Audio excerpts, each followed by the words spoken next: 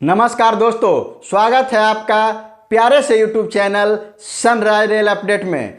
क्या साथियों आपने HRMS के द्वारा ट्रांसफ़र लिए हैं या ट्रांसफ़र लेने वाले हैं? तो साथियों आज का वीडियो आपके लिए बहुत ही महत्वपूर्ण होने वाला है, क्योंकि साथियों ट्रांसफ़र लेने के बाद प्रत्येक रेलवे कर्मचारी के मन में यही रहता है, वो है कि हमारी सीनियरिटी क्या रहेगी, हमारी सीनियरिटी क्या रहेगी, दूसरे डिवीज़न में हमारी जो सीनियरिटी है वो क्या बनेगी, क्या पहले वाले डिवीज़न के अपेक्षा वही सीनियरिटी रहेगी। और साथियों तीसरा रहता है कि अगर वहाँ पे प्रमोशन है तो क्या हमें नए जगह पे प्रमोशन का लाभ मिलेगा, या जो हमारी ट्रांसफ़र है वो प्रमोशन में परेशानी पैदा कर सकता है। और साथियों साथ में एक और मन में चलते रहता है कि क्या जो हमारी सीनियरिटी है वो सबसे निचली बॉटम सीनियरिटी में जाएगी या क्या जाएगी। तो साथियों आज का वीडियो आपके लिए बहुत ही महत्वपूर्ण होने वाला है, क्योंकि साथियों इस वीडियो में मैं आपसे बात करूंगा कि ये जो आपके समस्याएं हैं उसके ऊपर चर्चा करूंगा ताकि आपकी समस्या दूर हो सके। और साथियों वीडियो के अंत में मैं आपको बताऊंगा कि प्रत्येक रेलवे कर्मचारी को ट्रांसफ़र लेने से पहले किन बातों का ध्यान देना होगा, किस प्रकार से समझना होगा ताकि आपका ट्रांसफ़र सही से हो सके। इसलिए साथियों वीडियो को शुरू से अंत तक जरूर देखेंगे, बिल्कुल स्किप नहीं करेंगे, और चैनल पे नए होंगे तो चैनल को भी सब्सक्राइब कर लेंगे। अब सबसे बड़ा सवाल है साथियों कि समझते हैं कि सीनियरिटी क्या है। सीनियरिटी क्या है, वरीयता जिसको बोलते हैं, क्या है हिंदी में। तो साथियों जिस जगह पे आप काम कर या जिस डिवीज़न जिस जोन के अंतर्गत आप काम करते हैं डिवीज़न के, तो साथियों आपकी जो आगे की कितने लोग हैं और हमसे नीचे कितने लोग हैं उसी को क्या बोलते हैं, सीनियरिटी बोलते हैं या वरीयता बोलते हैं। तो साथियों इसके लिए मैं आपको बताना चाहता हूं कि अगर मान लीजिए कि आपके डिपार्टमेंट या आपके डिवीज़न में, आपके विभाग में 100 कर्मचारी हैं और उसमें से आपकी जो स्थान है उस डिपार्टमेंट में, उस डिवीज़न में वो आपकी 40 है या 50 है, तो साथियों आपकी जो पोजीशन हुई, जो सीनियरिटी हुई वो 40वें नंबर पे हुई या 45वें, जो भी होगे 45वें नंबर की सीनियरिटी हुई। उसके ऊपर आपके जो हैं वो कितने हैं, 40 से 50 लोग और हैं, और आपके नीचे बाकी जो हैं 60 लोग हैं। यही आपका सीनियरिटी का मतलब हुआ। क्यों यही सारे कर्मचारियों के मन में कन्फ्यूजन रहता है कि आखिर सीनियरिटी है क्या। तो साथियों मैं आपको बता दिए। अब बात करते हैं ट्रांसफ़र के बाद कौन सी सीनियरिटी मिलेगी, पुरानी सीनियरिटी मिलेगी या नई मिलेगी। तो साथियों मैं आपको बताना चाहता हूं कि जैसे आप एक जोन या एक डिवीज़न से दूसरे डिवीज़न में ट्रांसफ़र लेते हैं तो इसका कतई मतलब नहीं है कि आपकी जो सीनियरिटी है वो पुराने वाले डिवीज़न के हिसाब से ही मिलेगा। इसको उदाहरण के तौर पे मैं समझाने का कोशिश करता हूं बिल्कुल सरल तरीके से। जैसे मान लीजिए साथियों कि अभी जिस डिवीज़न, पुराने डिवीज़न, मान लीजिए कि आप वेस्टर्न रेलवे में हैं और आप ECR रेलवे में ट्रांसफ़र लगाए हैं, तो साथियों वेस्टर्न रेलवे में आपकी जो सीनियरिटी वहाँ थे आपके डिपार्टमेंट में 25वें नंबर पे थी, और यहाँ पे आए तो साथियों आपकी जो सीनियरिटी हो गई है वो 60वें नंबर पे हो गई या 70वें नंबर पे हो गई। तो साथियों वहाँ पे क्या होगी कि अगर आपके वहाँ पे 25वां नंबर में था और यहाँ पे पहले से ही 60 लोग ही की हैं, तो साथियों वो आपका जो पहले वाला 25वां था वो आपको नहीं मिलेगा। इसके लिए साथियों कई बार ऐसा भी देखा जाता है कि वहाँ के कैटेगरी वाइज, वैकेंसी वाइज इस आधार पे भी देखा जाता है, तो उसके अनुसार से आपको मिल सकता है, लेकिन ये नहीं है कि वो पुराने वाले ही मिलेगा। इस बात का आपको ध्यान देना होगा।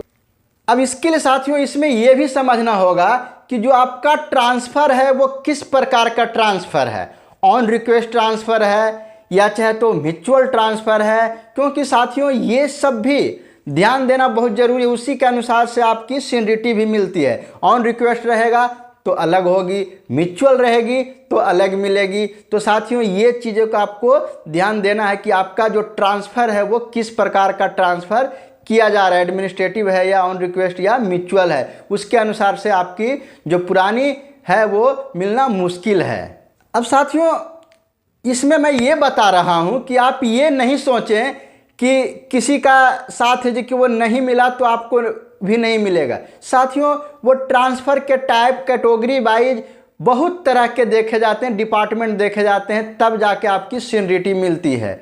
वहाँ का जो जिस डिवीज़न का लेंथ है उसके हिसाब से भी देखा जाता है। तो आप किसी के एक घटना हो जाने से आप भी नहीं माने कि हमारे साथ भी यही हो सकता है। आपके साथ जो कंडीशन हो सकता है वो दूसरा भी हो सकता है। अब साथियों बात करते हैं कि HRMS ट्रांसफ़र क्या है। तो साथियों बहुत सारे कर्मचारी के मन में ये चलते रहता है कि HRMS से ट्रांसफ़र लेंगे तो जो हमारा रूल्स है सीनियरिटी का वो बिल्कुल बदल जाएगा। तो साथियों ऐसा बिल्कुल भी नहीं है। साथियों ये HRMS है वो एक प्रकार का एप्लीकेशन है, ट्रांसफ़र को लगाने का एप्लीकेशन के लिए, वो एप्लीकेशन को ऑनलाइन लगाने के लिए एक माध्यम है, ना कि उसमें जो है आपका सीनियरिटी का बदलाव करेगा। साथियों जो भी सीनियरिटी HRMS जो रेलवे के द्वारा होगा वही सीनियरिटी HRMS में एप्लीकेशन लगाने पे भी होगा। ये नहीं समझें कि आपका सीनियरिटी है वो HRMS के द्वारा लगाएंगे तो बदल जाएगा, ऐसा बिल्कुल नहीं है। अब साथियों बात करते हैं कि कर्मचारी है जो एक सबसे बड़ी गलती करती है, जो अमूमन कर्मचारी करते हैं, वो क्या है? सबसे बड़ी गलती है साथियों कि बहुत सारे कर्मचारी को बस मन में यही चलते रहता है कि हमारी ट्रांसफ़र घर के पास हो जाए, जो कि बिल्कुल गलत बात है। सिर्फ उसी पे ध्यान फोकस नहीं रखना चाहिए। साथियों आप ट्रांसफ़र लेने से पहले ये पता कर ले, ये समझ लें कि जिस डिवीज़न में जाएंगे उसमें हमारी सीनियरिटी क्या मिलेगी, पोस्टिंग क्या रहेगी, हमारी जो प्रमोशन का है उसका लाभ मिलेगा या नहीं मिलेगा, जो वहाँ डिपार्टमेंटल एग्ज़ाम्स आएंगे उसके लिए मैं एलिजिबल होऊंगा कि नहीं रहेंगे, और होंगे तो कितने साल बाद होंगे। ये तमाम सारी जानकारी हासिल कर ले, उसके बाद ही ट्रांसफ़र लगाएं। सिर्फ घर देखने के बाद ट्रांसफ़र लगाना आपके लिए भविष्य में परेशानी का सामना करना पड़ सकता है। आप पछता सकते हैं कि हमने तो वहाँ थे तो ऐसा था, हमको ये लाभ मिल जाता, ऐसा मिल जाता, हम इस पोस्ट पे थे, हमें ये सीनियरिटी मिला हुआ था, हमारी प्रमोशन सीनियरिटी बेसिस से हो जाती। लेकिन साथियों यहाँ पे बिल्कुल मामला बदल सकता है। तो ये सभी की जानकारी आपको कर लेना है, तभी आप ट्रांसफ़र लगाएं। अब साथियों सबसे बड़े मुद्दे की बात करते हैं कि क्या ट्रांसफ़र के बाद प्रमोशन पे इफेक्ट पड़ेगा, प्रभाव पड़ेगा। तो जी हाँ दोस्तों, ये सभी कर्मचारियों के मन में रहता है कि ट्रांसफ़र के बाद हमें प्रमोशन का क्या लाभ मिलेगा। तो साथियों आपको मैं बताना चाहता हूं कि जो अगर आप एक डिवीज़न से दूसरे डिवीज़न में ट्रांसफ़र लेके आएँ तो साथियों जो आपका प्रमोशन है उसका भी इफेक्ट बहुत पड़ सकता है, क्योंकि साथियों ट्रांसफ़र का टाइप बदलेगा तो बहुत सारे आपको परेशानी होगा, सीनियरिटी लॉस होगी। डिपार्टमेंट अगर चेंज करवा के आए हैं तो डिपार्टमेंट में बदलाव होगा। ये बहुत तरह की समस्याएं आपको आ सकती है और आपके प्रमोशन पे भी इफेक्ट पड़ सकता है। जो जैसा कि मैं आपको बताए थे कि प्रत्येक रेलवे कर्मचारी को ट्रांसफ़र लेने से पहले क्या करना चाहिए।